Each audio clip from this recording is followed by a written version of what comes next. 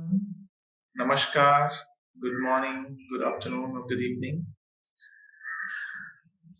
First of all, I thank the office bearers of Prayas Lodge, Ghaziabad Theosophical Society, to give me this opportunity to share the thoughts over a subject which is really very relevant and important, not just for today, but have been and had been very important in the past and for the future also. As you know, the subject for today's talk or discussion is thought power. And what I'm going to share in this presentation, the reference to those things have been taken from the books Thought Power by Annie Besant, Thought Forms by Annie Besant and C.W. Leadbeater, and Power and Use of Thought by C.W. Leadbeater, and some of the scientific researches and experiments that have been done in this direction. Few of the aspects that we will be covering or queries that we will be taking up in this discussion is that what is power? Because we all have certain definitions about things. Similarly, what is thought as per science and theosophy? How does the thought work? What is the working of thought? And does thought really have any power? Or we are just talking some theories without any real implementation of that? And if yes, are there any evidences? Then we will also try to cover how do we use this power of thought, or rather misuse of this power of thought, most of the time unconsciously and many times consciously. And then what are the consequences of those misuse? And in the same manner, if there are misuse, in what ways can we use this power in a noble way? How to help others using this thought power, and the difference and practicality and effect of individual thought power and the power of a group thought that we'll also discuss. Finally, we'll try to see that although it is a power, that every power has its limitation. So what are the limitation of thought? And if possible, going beyond thought. So beginning first of all, let us try to see what is power. Generally, we say power of any sort is a capacity or energy or force which performs an action. If we want to do any work, power is required. Any kind of mechanical work we want to do, power is required. Similarly, there is another kind of power, that is the capacity or ability to direct or influence the behavior of others or the course of events. Someone has the power with the words, with their writings, with their actions to change the whole mood of a generation, of a society. That is also power. And in a most common sense that we use the word power when we supply some mechanical or electrical energy to our devices to power, that it needs power, electrical power to run. So these are the various means attached to this word power. And in our daily life, we can see there are different kinds of power that are used: electrical, magnetic, thermal power, hydraulic power, pneumatic power. And these days we are having so much use of nuclear power in a good sense and in a not so good sense too. So these are the powers that are managing the things outside. But let us come to a different perspective, that other than these powers, do we have as humans any other power? Because these are now objects, but the subject who is controlling them, does he or she has any powers. Maybe what I'm going to talk may not sound as a power, because very often the things that we have, the gifts that we have, the powers that we have, we take them for granted. And we don't really actually realize them until we become limited or that thing is taken away from us. So the first power in that sense is our human body, physical body, because it is this physical body that helps us do everything of any. Okay, if let us keep aside this subtle part, so many involuntary actions in this body are happening all the time, and without those actions of the body we'll not be able to move. So that is a power in itself, the physical body, and with which we can do things. But going little deeper, this physical body is moved by desires. When we want something, then we do something to get it. So that desire is also a driving force, the driving power that moves this physical body, although we are not able to see it as our physical body. But just like we don't see that electricity running in the wires, but that electricity makes the light glow, makes the fan run, or different equipments work on electricity. Similarly, this desire is the driving force. Going still deeper, there is something more which we know as the thought. Thought that is the root of all these actions, because it is the thought that comes and then it plans a course of action, how to implement that thought. So basically, once we have a thought in our mind, the action is already started.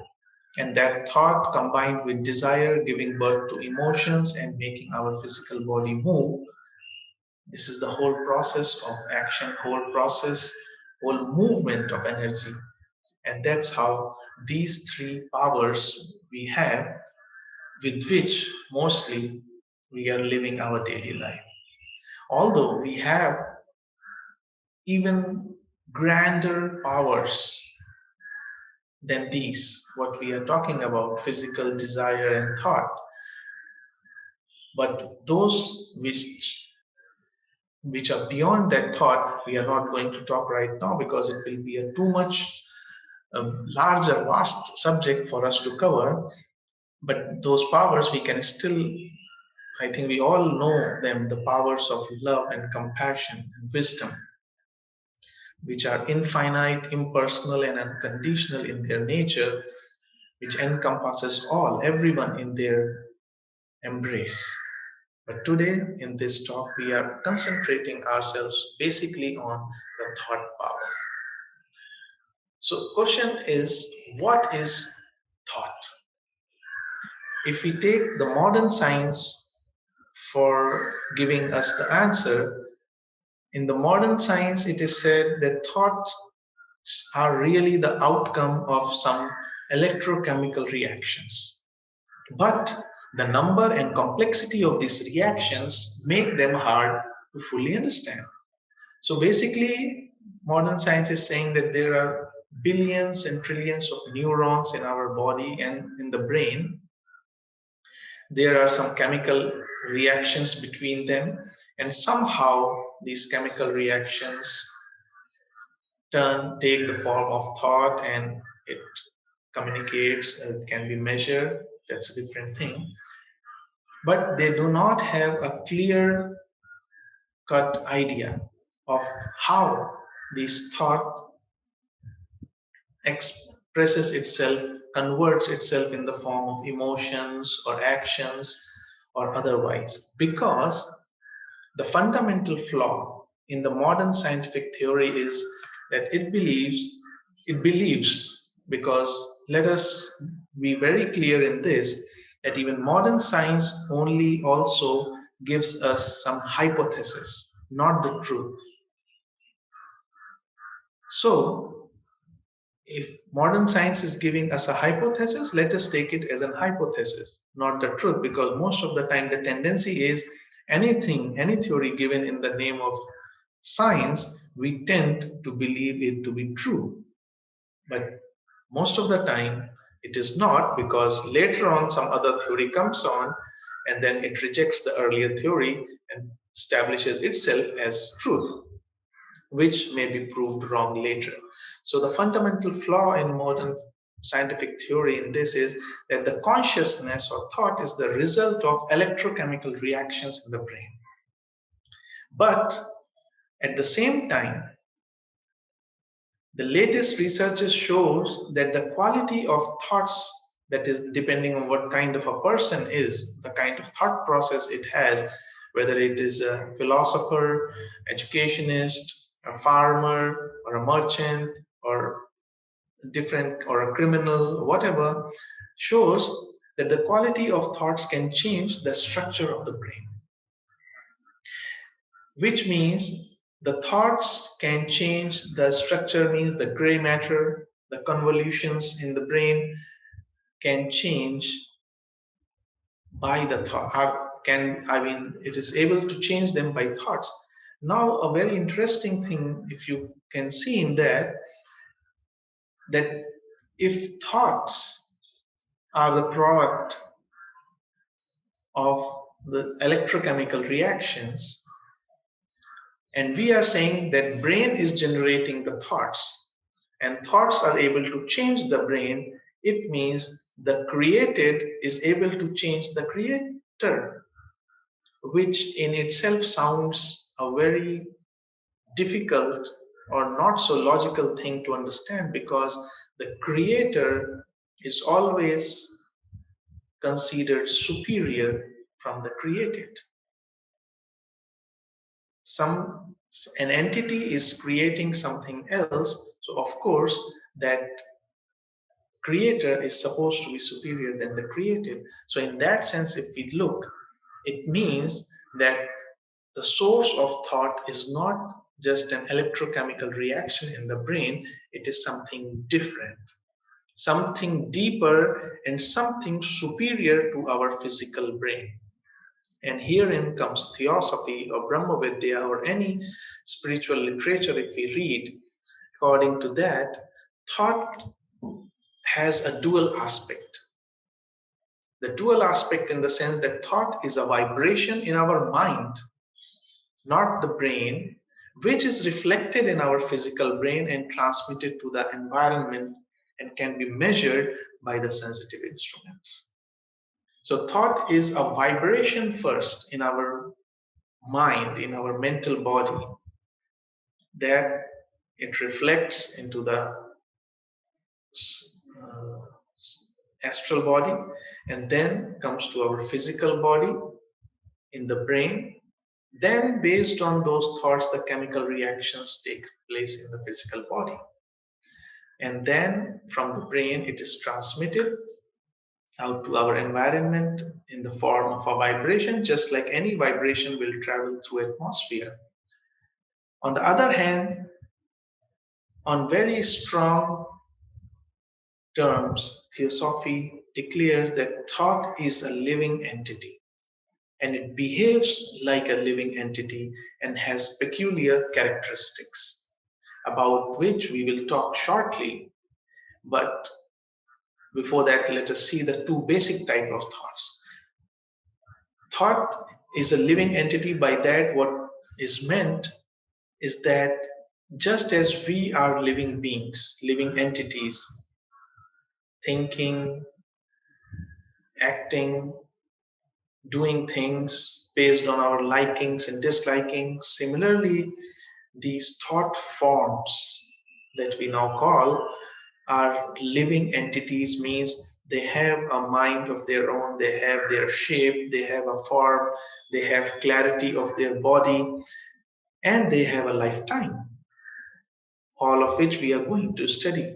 And only if we could see these thought forms, which the clairvoyant people are able to see in the aura of the person which is carrying all these forms, that only if we can see these forms all around us, the ocean of these forms all around the society, we would be very, very, very careful about each and every thought of ours. Just as when we meet other person, we just do not ignore it. If somebody is coming to meet us, we pay our attention to that person. We do not just ignore that person. Similarly, these thoughts also are living entities, and we should be very, very careful of each and every thought that arises in our mind.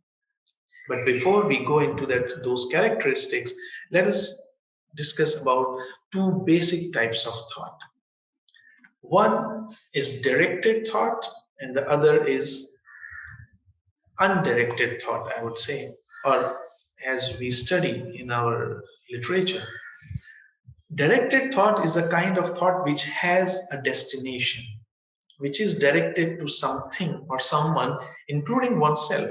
Because mostly, what do we do? Either we think about ourselves, or we think about someone or something, or most of the time, our mind is idle, thinking nothing, but a lot, nothing in particular, but a lot of things going on at the same time without any specifics. So, those thoughts which are directed to someone or something, including oneself, are the directed thoughts, and it can be directed to an individual, to a group of individuals, or even inanimate things. And no surprises that all the creatures, all the things that we are coming in contact with, animals, plants, minerals, things, our clothes, our shoes, our things at home, everything, we all begin to magnetize these things with our particular type of thought. And a sensitive person can very well feel that and even see that if a person is a clairvoyant. And that's why at some point of time, if we see some of the traditions, the people who are following a strict spiritual discipline, they begin to separate their things from others. It's not that they don't want to share it because they are cruel or they are not kind or something like that. But the deeper science in that is sharing things with someone else, because such are the people who anyway have very limited things. They will have maybe a couple of set of clothes or their bowls or whatever in which they eat or what they wear. And other than that, anyway, they don't have much to share other than their blessings and good wishes.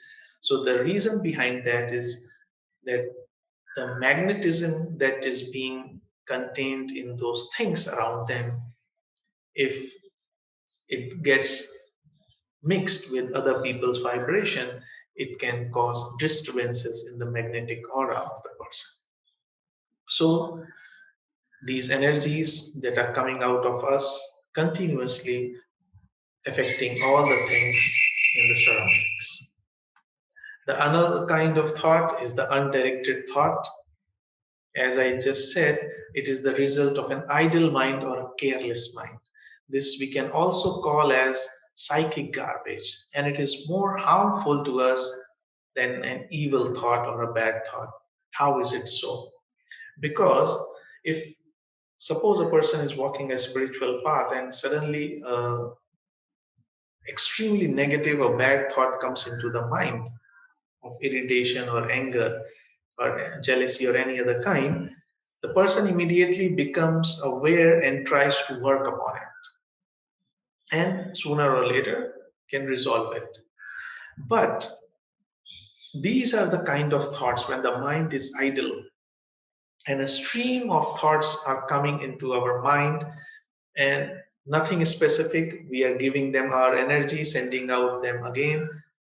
These are the kind of thoughts that takes us takes a lot of our energy and makes leave us feel exhausted. And that is why they are more dangerous, in the sense that they take us a lot of our energy, take from us a lot of our energy. And that is why it is that may be the basis of that phrase that we hear, that an idle mind is the home for evil. So keep yourself busy, at least. If you cannot be silent without thoughts, at least keep yourself busy so these idle thoughts do not come in the mind. For example, unnecessarily worrying over petty issues, unnecessarily becoming irritated over petty issues, or thinking about very little things in daily life and spending a lot of time and energy on that. So now let us come to see the characteristics of thought forms that we study. That every thought has a color. First of all, every thought form has a color which depends on its quality. By quality means what kind of thought it is, whether it is a selfish thought or a selfless thought, and what kind of emotion it is attached with. If it is a selfish thought, you can see the color will have blackish touch to it. And if it is a selfless thought, then it will be shining bright color. And depending on the kind of emotion, you can see in the screen that this is the work done by eminent theosophists C.W. Leadbeater and Annie Besant in this modern era, I would say, to bring this science to us, because by seeing this, maybe we can correlate this with the science of colors that we have in Indian culture, or maybe different cultures worldwide, that why some of the colors are used for a particular purpose.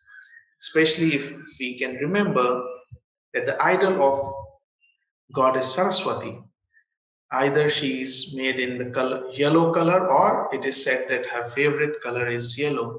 And if you can see in the image, the yellow color signifies highest intellect, and that's what any student has to aim for the intellectual study, highest intellect, and develop the aspirations and work upon the mental aspect of being.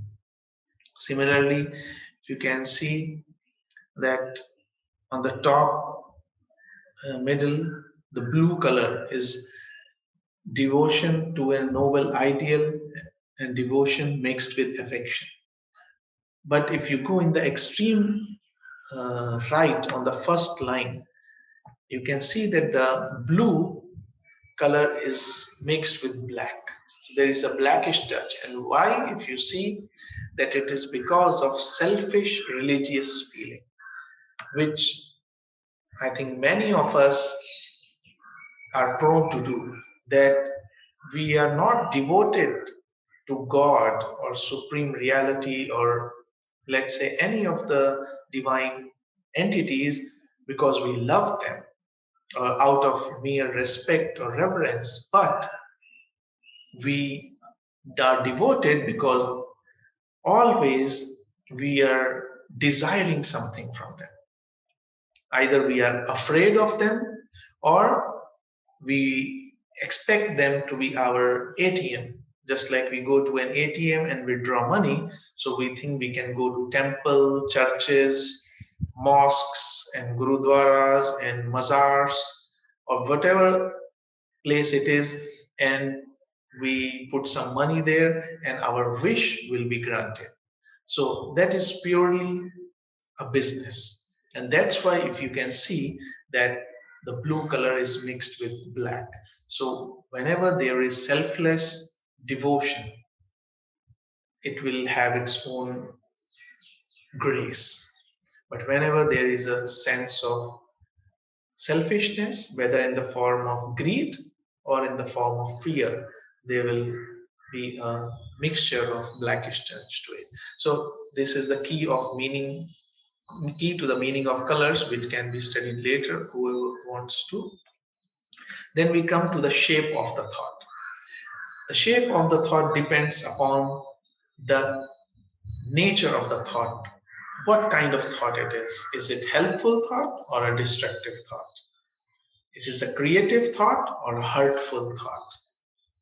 Depending on that, we can see how the thought form changes. And in the screen, in the images, if you can see, I think very easily anyone with minimum common sense can make out which are the thought forms which are creative and helpful, and which are the thoughts forms which are destructive or harmful or hurtful. Similarly, now we can have the color and the shape. In the first one on top, you can see it is the image, the thought form of the person who was in stage of explosive anger. And that is explosive anger because anger is based on some thought. So you can see the yellow and red color both. Anger based on some thought, and the person is ready to explode with anger or already exploded with anger on the people or things around him or her. Similarly, just below it, if you see the pink circle with whitish tinge, you can see it is the affection, selfless affection, which is radiating in all the directions from a person. A person who has a love for everyone has this thought from him or her, reaching out to the surroundings, to his or her surroundings. Similarly, there are different types of thought forms. We can go on and on, but let us restrict us to this to have an idea. Next is the clarity of the thought. The clarity of the thought form depends on the definiteness and conviction and clarity of intent. How clear our vision is, and how much dedication and commitment behind that thought is defines the clarity of the thought form. As you can see in these figures, on the top you can see 5 figures which are vague thought forms. They are like clouds, as you can see. And based on color, you can see yellow is of intellect, blue of devotion, pink of affection, and green of kindness. But all these thought forms are very vague. There is not much clarity in it, and not any definiteness in it. And I think we all might have experienced this, that sometimes if you hear about an incident or accident somewhere, you read in the newspaper or see in some news channel that some tragedy has happened. So many people have this feeling of general compassion, that many people might have died, let them be, have a peaceful onward journey after death, and their families be having strength, or maybe not even that, maybe they just feel, oh, what a bad thing. But suddenly, if they come to know that in that accident, someone from their own family or some friend or someone known was also involved, immediately you can see the change. From a purely unclear thought, it suddenly becomes a clear thought that then we want to know exact details, we want to take whatever action depending on who that person is, how close is that person is. Immediately we are ready to take actions, our thoughts become clear what to do, and immediately the thought form changes. And as you can see in the bottom line, the clear thought forms, the blue cone, if you can see, it is of devotion, the prayer, selfless devotion, and with a white color, it means it is selfless, and it means the person is very, very clear in his thought that to whom, to what he is praying, and what is the purpose behind that, and what is real prayer. Similarly, we can discuss about other thought forms in detail later on, but basic thing is whenever, especially also, we want something in life, we want to become something, we have chosen a career or we have a vision in front of us. If we really want to succeed or we really want to have it fructify, keep as much keep thinking about it with as much clarity as possible, with the minute detail that we want, from top to bottom, left to right, each and every detail. If we start thinking like that, you will see that a lot of unnecessary obstacles from the path will be removed. And next, we come to the last aspect, the lifetime of the thought. Just as everyone, since we are saying it is a living entity, and all of us, this body has a lifetime, similarly, the thought form also has a lifetime, and it depends on the intensity of the intent and the repetition of it in the mind. How many times have we repeated it? With how much conviction, intensity we have repeated it, decides how long that thought form will live. And the longer it lives, the longer it helps or hurts. Both the sides. The longer it helps or hurts not just the creator, but the surroundings as well. So, if we know this, don't we cannot we conclude on the basis of this that it is in our own hands to create our own helpers and our obstacles? Is it not in our own hands to create devas for helping us, devadut, or and the daityas which obstruct our way? So it is this power that we have in our existence, in our being, that we can use. So these four characteristics we saw. Now we come to see how does it work actually, because we saw this is how the thought vibrations and thought forms are. So the moment a thought is generated, as you can see in the image, it has three dimensional effect. It has three aspects to its working. That first of all, it affects the source. The person who has originated it, that thought, will be affected by that thought in the first place. Then the thought vibrations which are generated in the atmosphere will keep moving and moving and moving till whatever distance they can, depending upon the opposing force. If it is a thought of love and compassion and selfless uh, thing, it can move very, very far, because most of the thoughts, if we see in our world, are limited to selfish ends. But love, wisdom, compassion are the thoughts based on these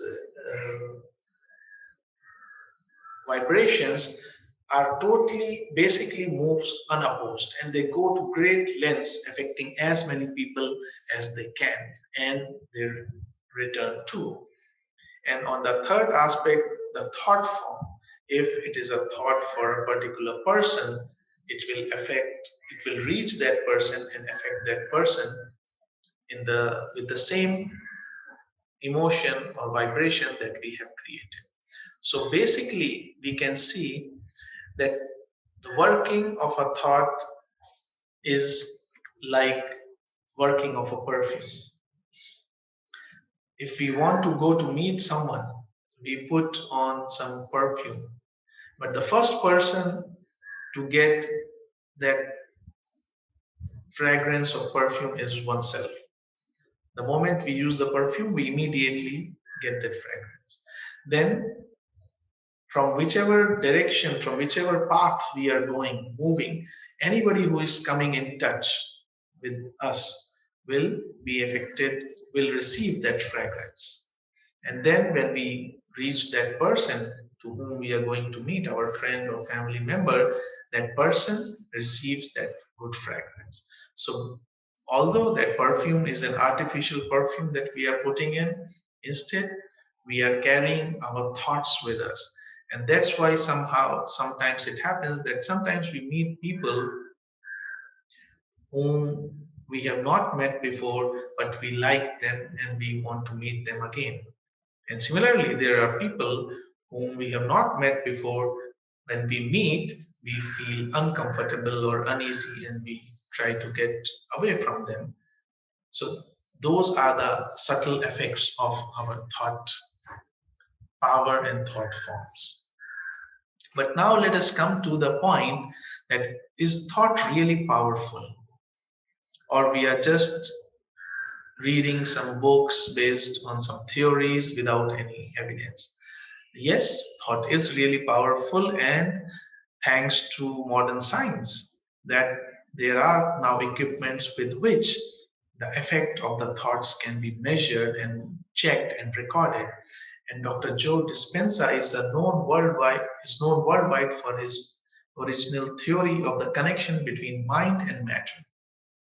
And to prove this, he has conducted many experiments, a couple of which I would like to share here. That he did an experiment with some volunteers, and during which the volunteer pressed a springy device with the ring finger for an hour a day during 4 weeks. 4 weeks, just like physiotherapists help to recover a patient by doing exercise with giving some device to work with the fingers or some particular muscles.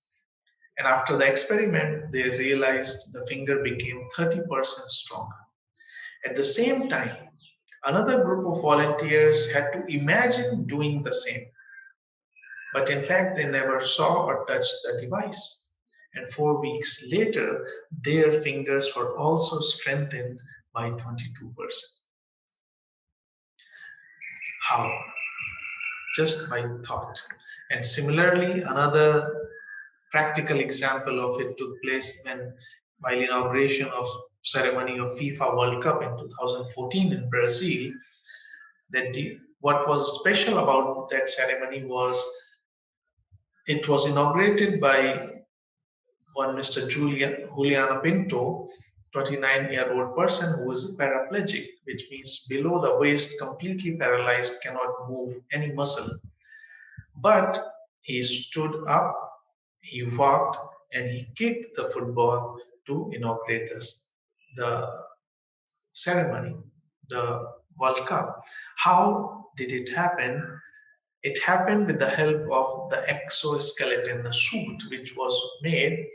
There was a cap that was placed on the patient's head to pick up the brain signals, thoughts, vibrations, and relay them to a computer in the suit.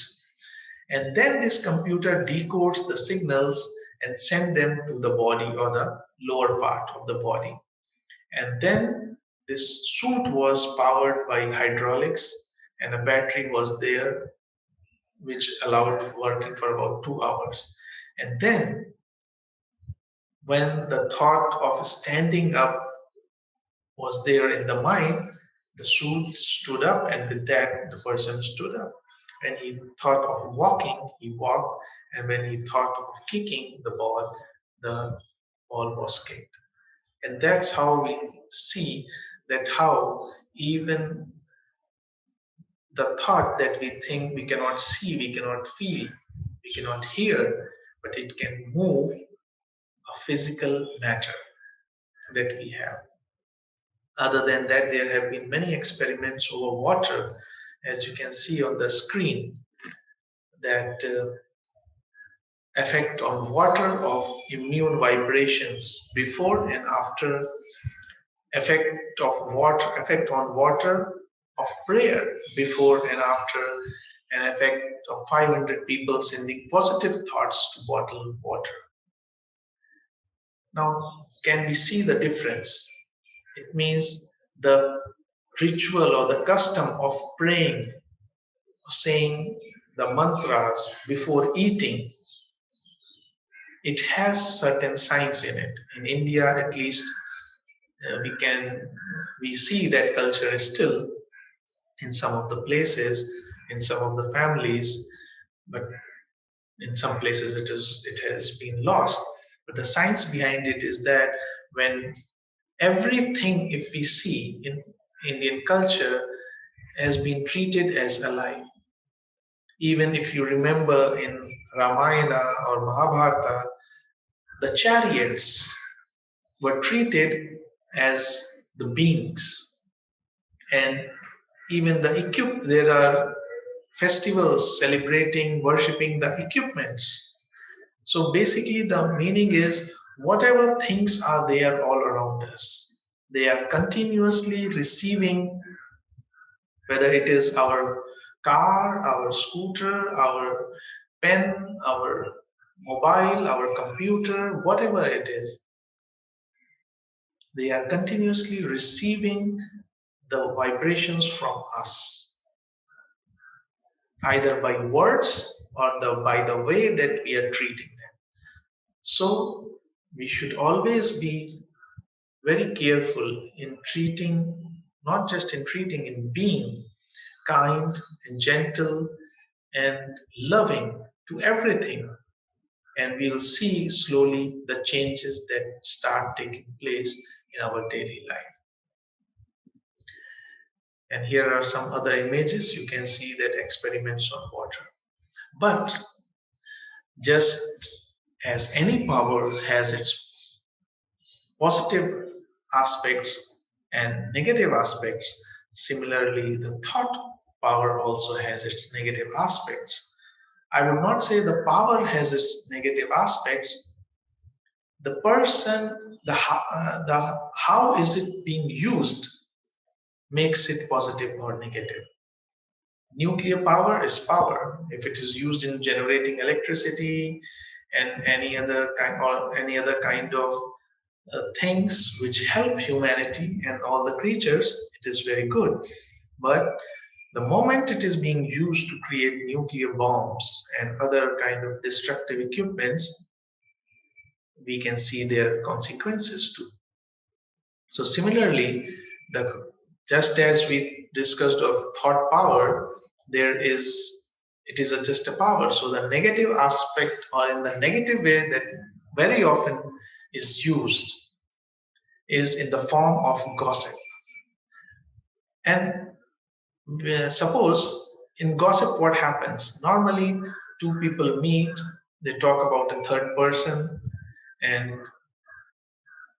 what happens then? The new person who is coming to that communication gets their mind corrupted, and that person goes to another group of people, communicate to them, and corrupts different minds. And so you can see that gossip, although it's a very small act, but it spreads on such a large scale that it's even called a sin against love. Because imagine what happens if, suppose, we talk about a person that assuming something bad, all these thought forms and thought vibrations will reach. First of all, they will corrupt, influence our own mind. They will make our mind impure. All the people who are being touched by these vibrations will be affected by these thoughts, and then the person about whom we are talking will receive these so much of force, these thought forms. And what will happen then? If that person is really a good person, all this thought power will tend to make him or her bad. And then we have created an obstacle in the path of that person, and we are basically part of that karma. And we then, become the part of any bad action that that person does, because we have created that obstacle, we have helped him turn bad. And if that person is already bad, he will become even worse. So basically, talking bad or gossiping about people behind their back is not at all helping anyone.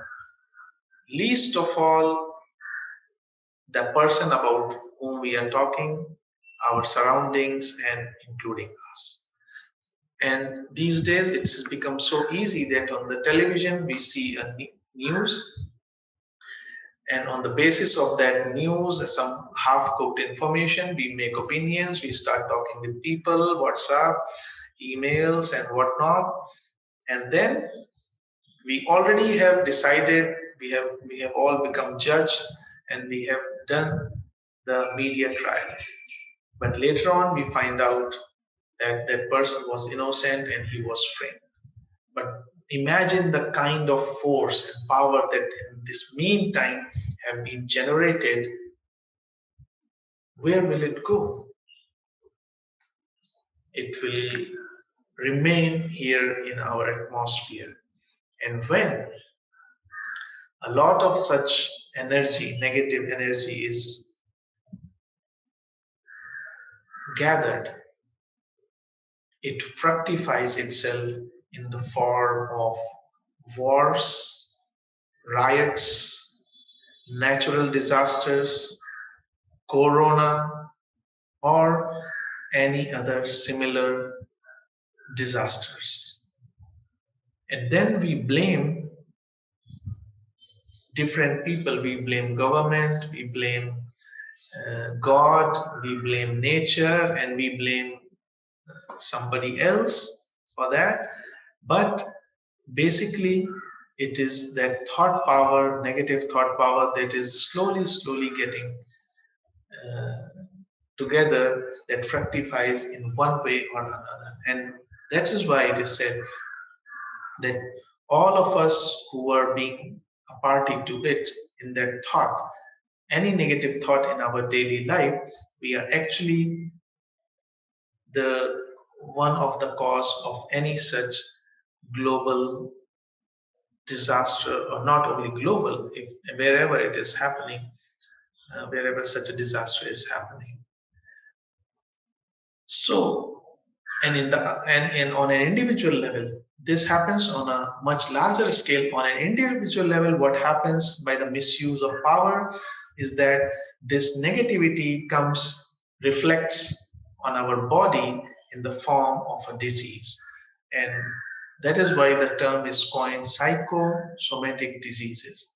Psycho means mind and so means body, which means that the diseases that come to our body due to our thinking, that what kind of thinking we are having invites the diseases in our body. And there have been many experiments on this also, that people who are habitual liars, they are more prone to get heart attacks or migraines, or the people who are more prone to anger, they get joint pains or ulcers in the stomach. And on this, a lot of study has been done, but we cannot go on in detail. But there have been some conclusions that a minute of anger weakens the immune system for 4 to 5 hours. Now, if we are being angry, first of all, anyway, we are losing our peace of mind. We are polluting the atmosphere, and further, we are reducing our immunity, thereby inviting the disease, the attack of the virus. So it is not just getting the vaccine or a medicine to get rid of any disease. We have to work on the root, the thoughts, if we really want to remove all this negativity from our body. As you can see that when we are angry, it weakens our liver. When we are worried, it weakens the stomach. And when we are stressed, it weakens our heart and brain. And there are many more things to learn about that. And also at this point, I would like to mention that there have been studies that, on the other hand, those people meditate are less prone to dementia and Alzheimer disease in the old age. So that is also one thing we can learn, that how we use this equipment, this tool, this power of thought decides how our body is going to be. So how can we use this power of thought in a noble way? How can we use it to help? So every interaction with anything or anyone in our daily life is an opportunity for positive thought transfer. While we are cooking, while we are eating, while we are talking, while we are in office, while we are in commute, conveyance, bus, train, taxi, while we are in market, anywhere and everywhere we are.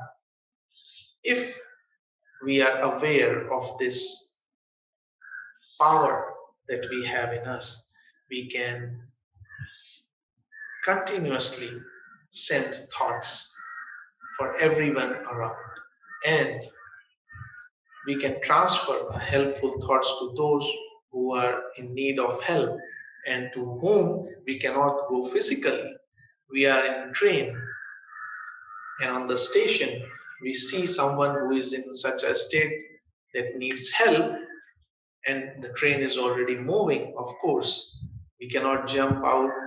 Depending on the situation, the chain can be pulled, the train can be stopped, but that may not always be the case. So in that case, we can send a helpful thought to that person, and maybe immediately not, but at some point of time, that thought form which will stick, remain in the proximity of that person, will invite help from someone else. That is the power of thought, that we can send just thought form to help people, those whom we want to help, or to the whole existence in whatever way we like. And I think many of the people are familiar with the concept of Ashirvad, giving Ashirvad. When we touch the feet of the people, elder people, they give us their blessings. What is blessing? It is just a thought full of love and compassion and care that someone has for the other. So that was the whole process. That was the process to implement the science of thought. Not telling everyone how it works, but making a system that when you touch, when you surrender yourself in front of a person who is wiser and elder to you, they give their blessings. And when they say those words, those are not mere words, they had that intensity and power of thought behind it, then those blessings really meant something. So basically, even to give blessings, a person has to have a strong thought power. And to have strong thought power, there are different ways, because many of the times the thoughts are distracted, and as long as they are not concentrated, the power will not be there. Just as the sunlight, if it is scattered, it will have its effect. Wow. But once we use the lens and concentrate it into one ray, it becomes laser, almost like a laser, and it burns the paper. So basically, in wherever we are, in whatever position we are, we can always send some helpful thoughts to people, to things, to anyone in general, even to the dead, the people who have left us, who are departed. We can, due to not due to the understanding of this science, people arrange big feasts or pay a lot of amount of money for the welfare of the, or maybe in, that is in their sense, helping the dead people, a lot of money to different people, the priests. But if only if they knew that no money is ever going to reach the departed and it is of no value to them, what reaches them are our thoughts and emotions, because they are at the same plane. So the real help, the real care that we can do to our departed, that we, with wholehearted devotion and love, we send some good thoughts for their onward journey, because everyone who passes over should therefore be followed by these thoughts of love and peace by their family members and loved ones. So that way we can help even those who are out of body. Not just that, we can even help while we are asleep. A lot of effective work can be done by thoughts when we are in body, but when we are also lying asleep, because although our body is asleep, our mind is still awake. And actually, freed from the physical body, the mind is much more powerful as regards the effects it can produce by the thought. And basically, this is the science behind the phrase that the night brings counsel, or to sleep on it before deciding. Because that's how, if we are not able to decide something, let us wait, let us wait for a night, sleep on it, and then during the night, during the sleep, we get some counsel from our higher self.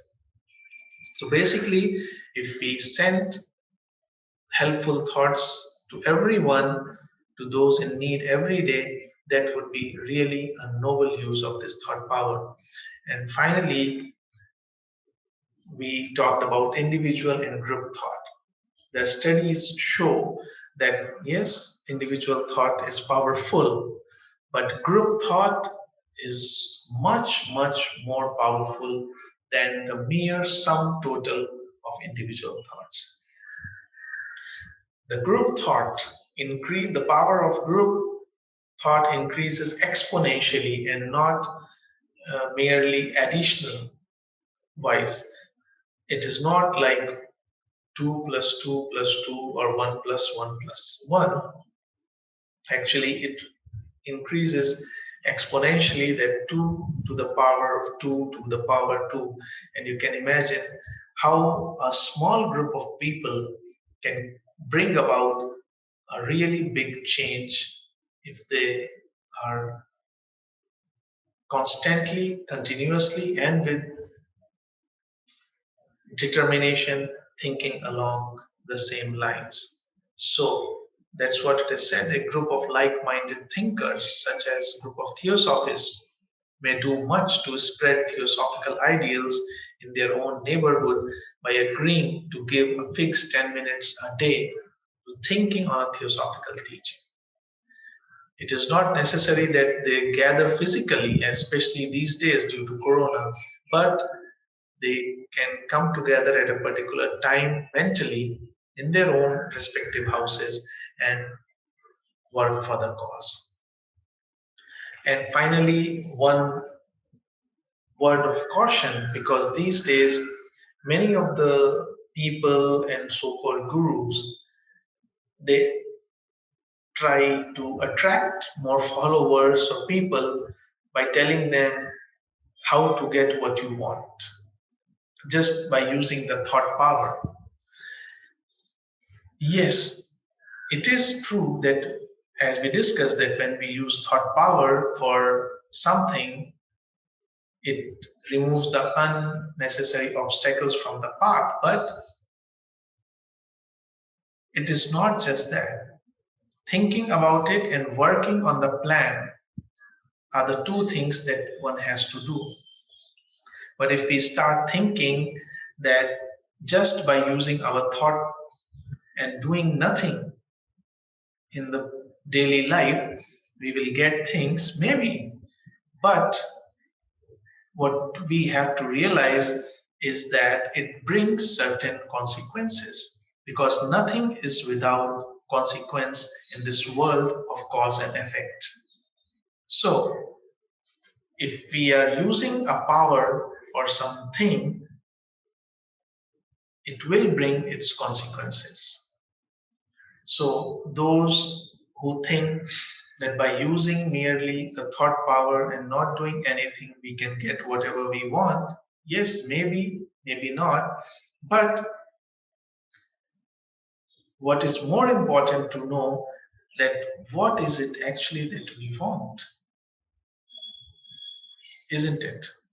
Because yes, we can get everything we want in this material universe, but after getting it, will we be satisfied?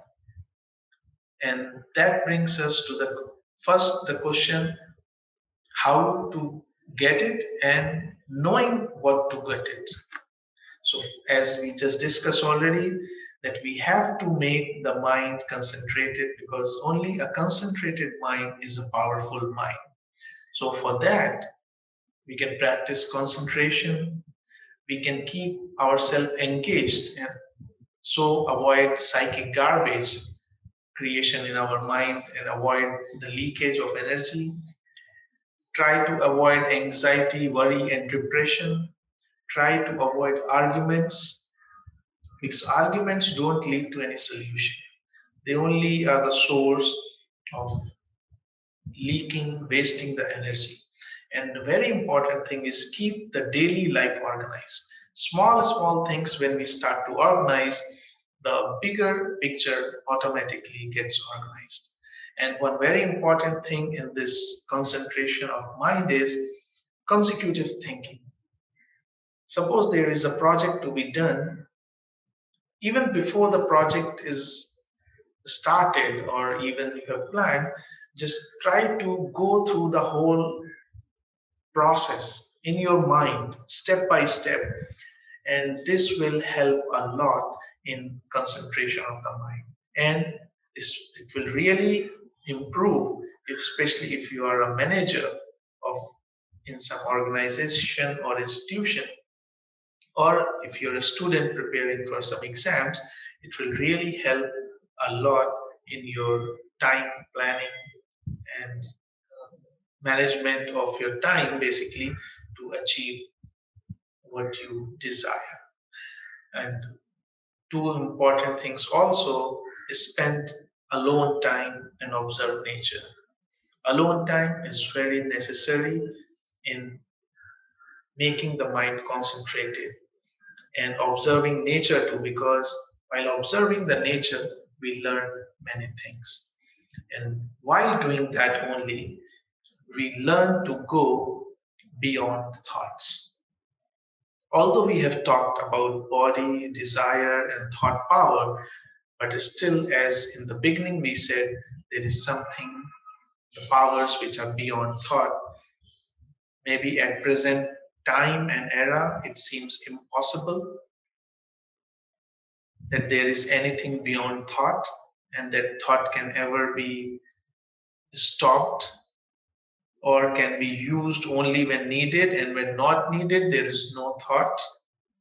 But many of the people in the past have shown that this is possible to go beyond thought, because thought is only a tool. Remember, it is not the ultimate thing. It is only a tool that has been provided to work in this threefold manifestation. To work in this threefold manifestation that we have of physical, astral, and mental. But as a tool is only as good as the project that we are working for, and to the only that limit.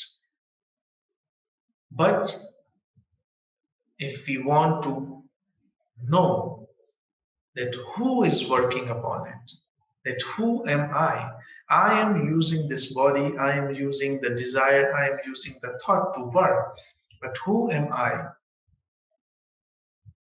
To realize that, we have to go beyond body, desire, and thought. And for that, there are so many, and that is called yoga.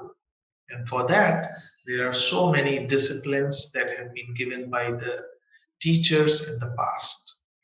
And on that, we will talk in some other occasion, some other opportunity. But yes, awareness of oneself, of body, desire, and thought is the beginning or the stepping stone for that long and at the same time short path of knowing oneself. And with this, I would like to end this presentation on thought power. If you have any queries or questions regarding that, you can email at PragyaCSstudio at gmail.com. I repeat, PragyaCSstudio at gmail.com, or you can send to Subralina ji of Prayas Lodge, and she can get in touch with me. If at all, I would be able to answer or maybe share some study that I have done with you. It would be a pleasure, and maybe I will also, and maybe if not, I can at least help in finding where the answers can be found. So thank you once again for listening, and best wishes, and namaste.